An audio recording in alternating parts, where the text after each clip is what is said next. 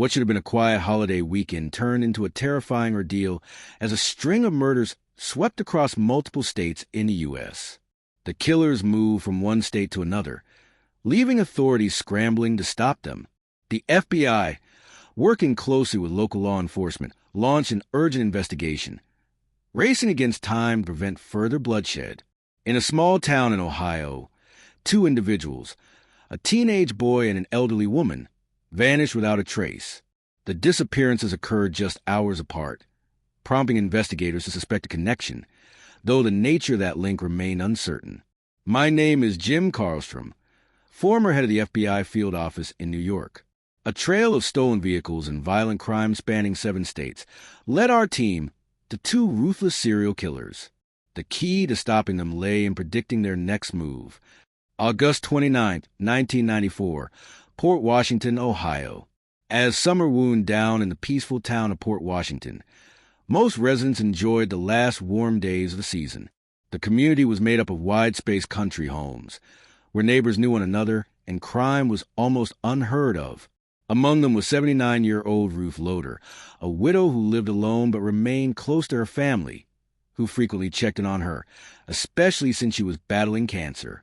That evening, as she lay in bed, Ruth heard footsteps in her kitchen. Assuming it was her granddaughter stopping by before bedtime, she thought nothing of it. But instead of a familiar face, she was met by complete strangers. By the next morning, Ruth's sister was on the phone with the sheriff's office in Tuscarawas County. As she did every day, she and her husband had planned to visit Ruth to check on her, but when they arrived, neither she nor her car was anywhere to be found. Panic quickly set in. Sheriff Wilson took immediate action. Ruth's family had last seen her the previous evening, and at that time, she seemed fine. But crucially, she had left behind all of her medications, vital prescriptions she couldn't afford to miss. The realization was chilling. If she had been taken against her will, her life was already in danger. Investigators at the scene noticed signs of forced entry. The back door showed damage, and the frame had been compromised, as if someone had kicked it in. It was clear this wasn't a case of a woman simply wandering off. She had been kidnapped. Though Ruth's handbag was found inside the house, her car keys and cash were missing. Her vehicle, a red Buick, was also gone. Sheriff Wilson wasted no time in issuing an alert for both the missing woman and her car, knowing that every second counted. We had strong reasons to believe this was an abduction. We needed to act fast, so we launched an extensive search effort involving multiple law enforcement agencies. Local firefighters and volunteers from the town joined in, combing the area for any sign of Ruth or her vehicle. The entire community rallied behind the search. The fire station in Port Washington was turned into a command center, coordinating efforts between officials and volunteers.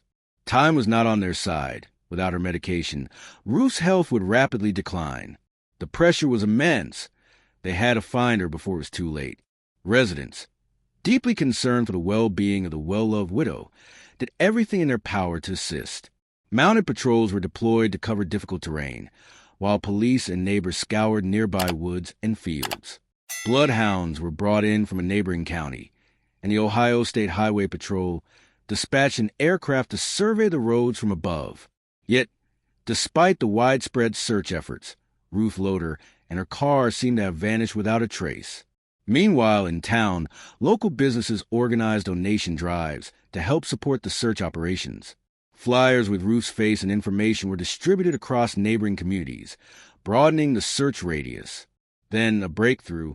A woman, familiar with the missing widow, walked into the sheriff's office with a crucial piece of information. "I heard about her disappearance," she told officers, "and I saw something strange the night before." She recounted how, late in the evening, she had noticed Ruth's car on the road. The sight alone wouldn't have been unusual, except for one unsettling detail. There was a young man behind the wheel, she said, and it wasn't Ruth. The witness worked closely with a police sketch artist, describing every feature she could recall. When the composite sketch was completed, officers circulated it around the community, but no one seemed to recognize the man.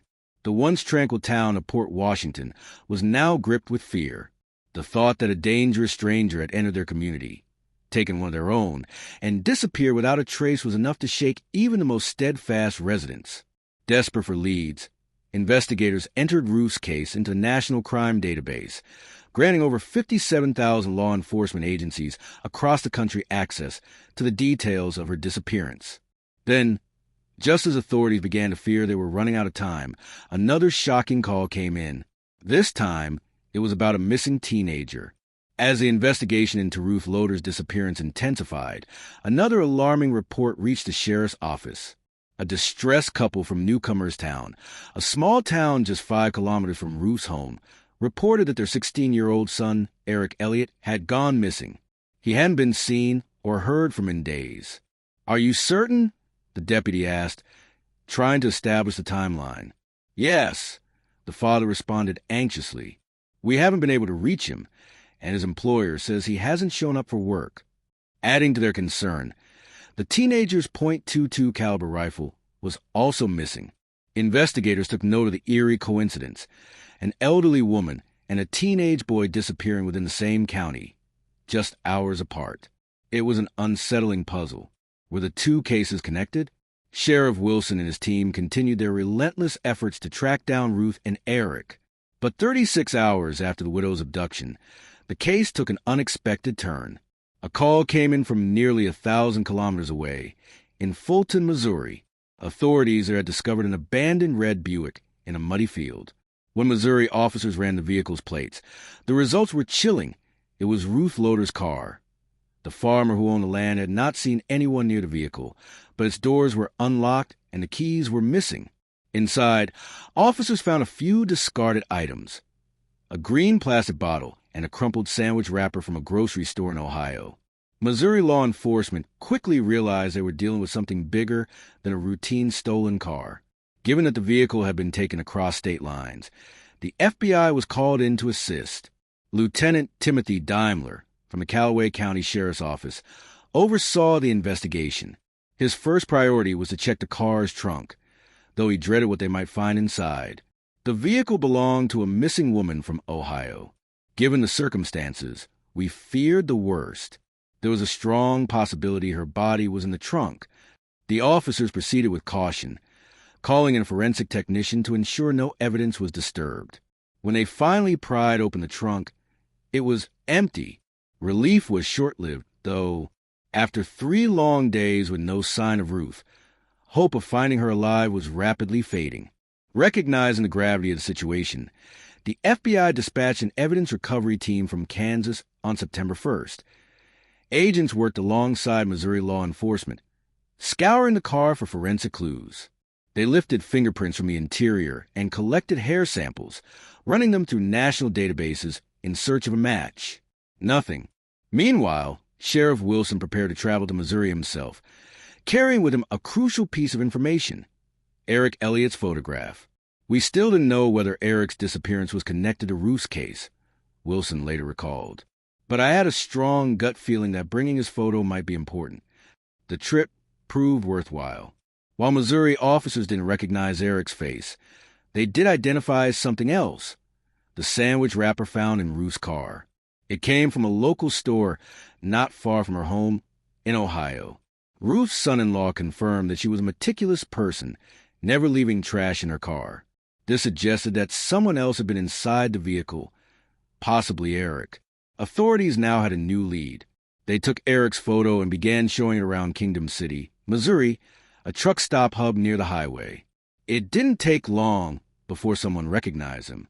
A gas station employee recalled seeing a teenage boy matching Eric's description the day before.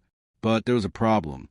While the witness remembered the boy, there was no mention of an elderly woman. Investigators feared what this could mean. Had Eric played a role in Ruth's disappearance?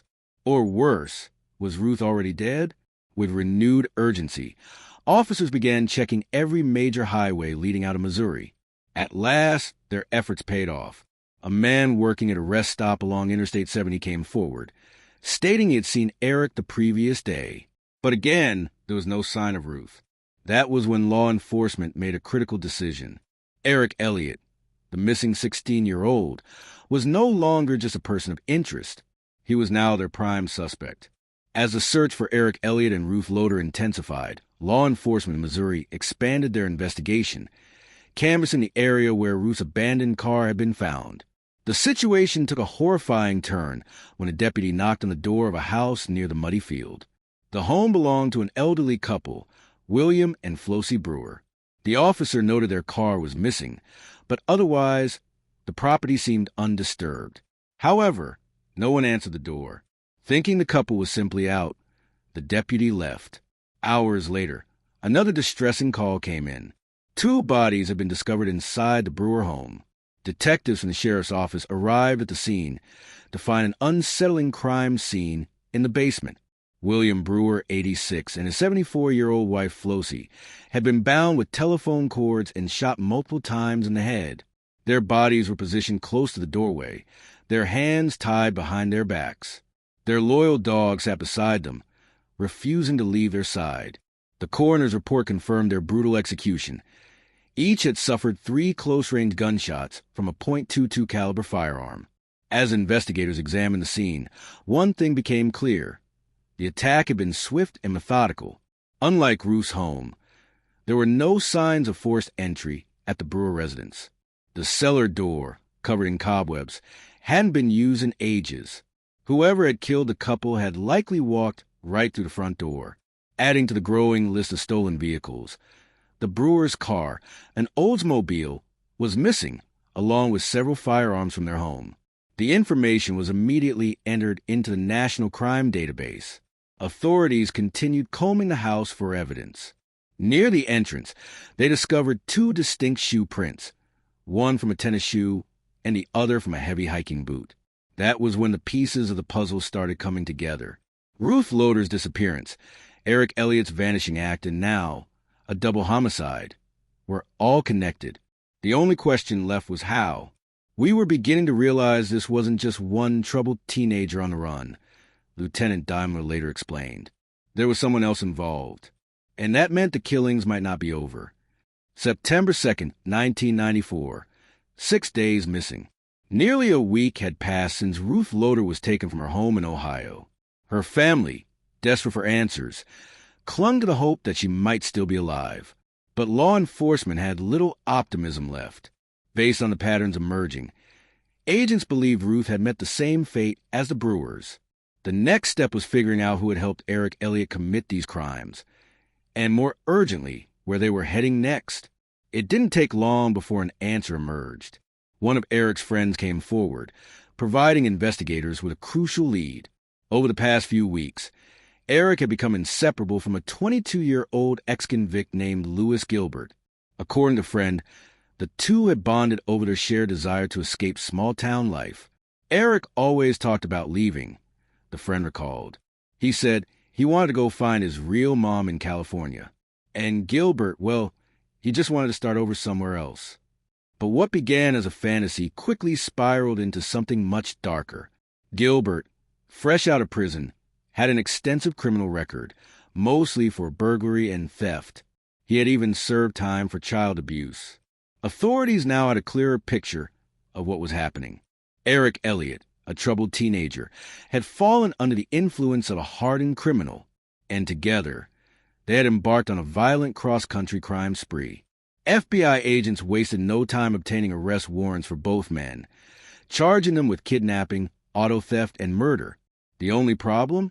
They were still on the move, with law enforcement agencies across multiple states now hunting for fugitives. A breakthrough finally came on September 3rd. The FBI tracked down Gilbert's mother in Tahlequah, Oklahoma. When agents arrived at her home, they wasted no time warning her. "Your son and his friend are armed and dangerous," an agent told her. "If they show up here, don't let them in." But the warning came too late. "They were just here," she admitted. "This morning."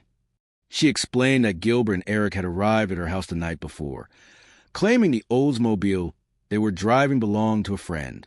They had only stayed for a few hours before leaving again, heading west toward California. Realizing they had just missed their targets, agents pressed Gilbert's mother for more information.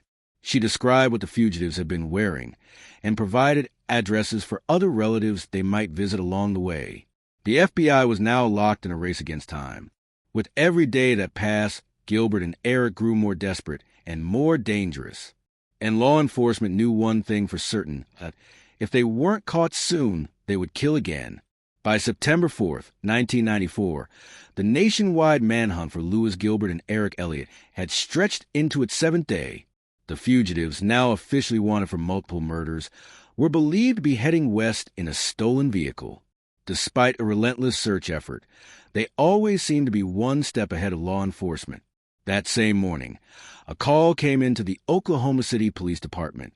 A man riding his dirt bike through the wooded area near Draper Lake had made a horrifying discovery. Deep between the trees, he had stumbled upon the body of a woman. As he raced back toward town to report what he had seen, something caught his eye. Parked near the entrance to the trail was an Oldsmobile with Missouri plates. The same vehicle stolen from the murdered Brewer couple in Missouri. Authorities responded immediately. By the time they arrived, the Oldsmobile was abandoned, but forensic teams quickly began processing the scene.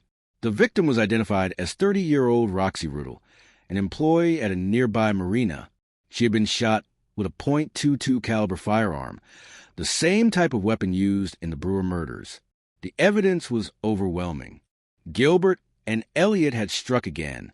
Sheriff Walter Wilson, back in Ohio, received a devastating update from Oklahoma.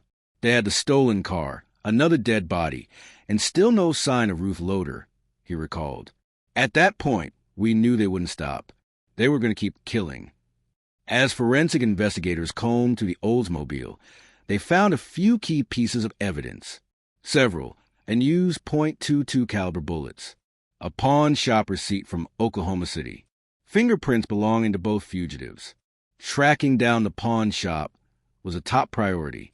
Investigators needed to know what Gilbert and Elliott had been up to before they abandoned the stolen car. When detectives questioned employees, they got a chilling confirmation. The suspect had been in the store the previous day, pawning video games and a set of tools. And even better, the entire transaction had been caught on surveillance video. Now law enforcement had something concrete, the last confirmed sighting of Gilbert and Elliott. They weren't just moving west. They were still in Oklahoma. With every passing hour, law enforcement knew they were running out of time. FBI agents issued fresh warrants for both fugitives, adding charges of interstate car theft and murder to the growing list of offenses. But the search wasn't getting any easier. Every time the phone rang, I braced for bad news, recalled Lieutenant Timothy Daimler of Missouri's Callaway County Sheriff's Office. It was like waiting for the next body to turn up. The FBI turned to a new strategy, alerting truck drivers, gas station employees, and hotel workers along the suspected route. Anyone who had contact with the fugitives was urged to report it immediately, and it didn't take long before the next sighting came in. Just outside of Santa Fe, New Mexico, an elderly couple called 911 after two suspicious young men approached them, claiming their car had run out of gas. They said they were heading to California, the woman told officers. But something about them just didn't seem right. Sensing danger, the couple refused to let them inside and instead offered to call for roadside assistance. That was when the two young men got nervous. As soon as they heard nearby construction workers approaching, they bolted. By the time authorities arrived, they were already gone. The next morning, another call came in, this time from a truck driver. He had picked up two hitchhikers outside of Santa Fe the previous night, unaware of who they were. They said their car was stuck, he explained. I dropped them off at a shopping center so they could get food and gas. The driver had no idea he had given a ride to two wanted fugitives until he saw their faces on the news the next morning. Acting quickly, law enforcement descended on the shopping center. But once again, the killers had already vanished.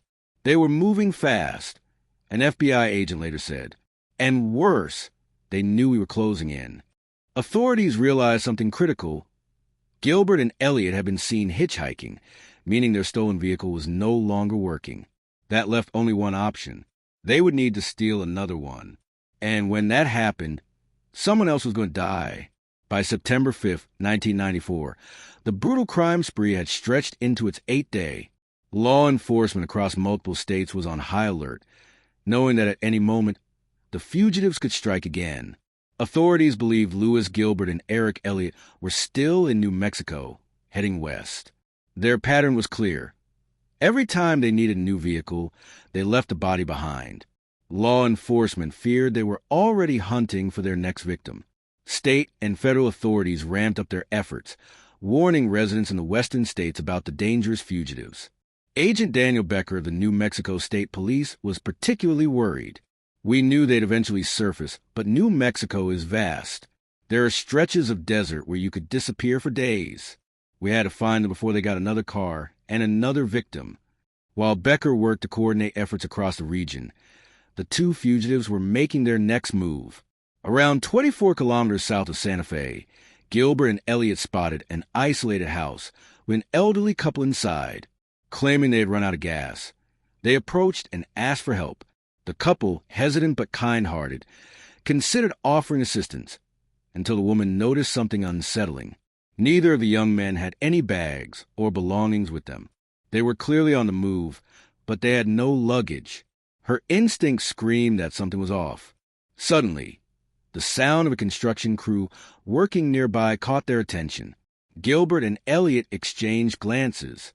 Then, without another word, they turned and walked away. Shaken, the couple immediately called the New Mexico State Police. Officers were now certain the fugitives were still in the area. By the following morning, another report surfaced, this time from a truck driver. He had unknowingly given Gilbert and Elliott a ride the night before, picking them up as they hitchhiked near Santa Fe. They told me their car got stuck, the driver later recalled. I thought they were just a couple of kids trying to get home. The trucker dropped them off at a shopping center, where they ate and refueled before heading back to the outskirts of town. When he saw their faces on the news the next morning, he called the police immediately. Authorities raced to the location, hoping to catch them, but again they were gone. This was getting frustrating. One officer admitted, every time we got close, they slipped away. But investigators also realized something crucial. Gilbert and Elliott no longer had a working vehicle. That meant one thing, they were stranded, and that gave law enforcement a rare opportunity. Determined to locate the fugitives, authorities flooded the area with patrols. Every major highway, every gas station, and every rest stop was monitored. Then a critical break came. A local resident reported seeing two suspicious men walking along a deserted stretch of Highway 599. Law enforcement raced to the scene. This was it. They had finally caught up to Gilbert and Elliott. As police units neared the area, officers spotted two figures near an overpass. It was them. After nearly 3,000 kilometers of pursuit, the deadly run of Lewis Gilbert and Eric Elliott was about to come to an end. Realizing they were surrounded, the fugitives ducked into a nearby drainage tunnel under the road. Armed officers cautiously approached. They knew the killers were armed and dangerous. We were prepared for a shootout, one officer later recalled. At that point, we didn't know if they'd go down fighting. Then, one of the officers peered into the tunnel. Two men were lying inside, asleep. The element of surprise was on law enforcement's side. Police, hands up, don't move. Gilbert jolted awake, immediately reaching for something in the darkness. Don't do it, an officer shouted. For a split second, it seemed like a firefight was inevitable. Then, Gilbert hesitated. He saw the guns aimed directly at him. Slowly, he raised his hands. Beside him, Eric Elliott did the same. After 8 days of terror from murders and a nationwide manhunt, the fugitives had finally been captured, without a single shot being fired. News of their arrest spread quickly. In Ohio, Missouri, and Oklahoma, the families of the victims breathed a sigh of relief, but their pain remained. Sheriff Wilson, who had spent days searching for Ruth Loder, felt a wave of mixed emotions. There was relief that they were caught, he later admitted. But one question remained. Where was Ruth? With the fugitives finally in custody, authorities hoped they would soon get answers. But Gilbert and Elliott had one last twist in store. Neither of them was willing to talk. And Ruth Loder was still missing. With Lewis Gilbert and Eric Elliott in custody, investigators had one pressing question. Where was Ruth Loder? Despite overwhelming evidence linking them to the crime spree, Neither man was willing to reveal what had happened to the elderly woman, but the authorities weren't backing down. Eric Elliott refused to speak, only asking to call his father in Ohio. Gilbert, however, was different. A career criminal, he saw an opportunity. Instead of remaining silent, he started talking, just not in the way investigators had hoped. Maybe I killed one person. Maybe 5. Gilbert teased during his first interview. Who knows? It was clear he enjoyed the power he still had over the case. But eventually, after hours of interrogation, his guard slipped. And then, the truth finally came out. On the night of August 29th, 1994, Gilbert and Elliott had approached Ruth Loder's house with single goal: steal her car. They assumed the home was empty, but after breaking in and searching for the keys, they were suddenly confronted by Ruth herself. Gilbert admitted that they overpowered the frail woman and locked her in the trunk of her own Buick before driving away. As they sped out of town, they realized they couldn't keep her alive. "We didn't know what else to do," Gilbert confessed coldly. According to his statement, they pulled over in a wooded area 6 kilometers outside of town. There, they forced Ruth out of the car and walked her away from the road. Then, standing next to a guardrail, Gilbert pulled out the stolen .22 caliber pistol and shot her. Her body collapsed into the thick brush below. Afterward, they drove off, eventually abandoning the Buick in Missouri and moving on to their next set of victims. Even with Gilbert's confession, the authorities still had work to do. They needed to find Ruth's remains. With Gilbert's directions, a massive search effort was launched. 50 officers from the FBI, multiple state police agencies, and volunteers combed through the woods near Port Washington, Ohio. Days passed, but despite their efforts, Ruth's body was never found. Sheriff Wilson later reflected on the case with deep frustration. "When you work a homicide, you almost feel like you become part of the family," he said. "You want justice, but you also want to bring them closure." Ruth's family never got that closure, and to this day, her body remains missing. With the full details of the crime spree laid bare, prosecutors moved quickly. Eric Elliott, despite being just 16 years old, was charged as an adult in Oklahoma for his role in the murder of Roxy Riddle. He was sentenced to life in prison without parole. Gilbert, meanwhile, faced even harsher consequences. He was convicted of multiple capital murders and sentenced to death. His final trial took place in Missouri, where he was convicted for the brutal murders of William and Flossie Brewer. His execution date was set soon after. The events of that 8-day crime spree left an indelible mark on the communities affected. In Port Washington, where Ruth Loder had spent her entire life, people no longer left their doors unlocked as they once had. In Missouri, the Brewer family mourned the tragic loss of their parents, but at least they had a place to grieve. And in Oklahoma, Roxy Riddle's husband had to come to terms with the cruel way in which his wife had been taken. "We were all left asking why," one investigator later said. "Why did they have to kill?" To this day, no one has a real answer. Gilbert and Elliott weren't robbing their victims. They weren't driven by revenge. They simply killed because they could. And for Ruth Loder's family, that answer was never enough. Although justice was served, one mystery remains unsolved. Despite exhaustive searches, Ruth Loder's body was never recovered. Her family, now left only with memories, never had the chance to lay her to rest properly. The case remains open. To this day, if you drive down the back roads outside of Port Washington, Ohio, some locals still claim that the woods hold secrets, that somewhere among the trees and overgrown brush, Ruth Loder waits to be found.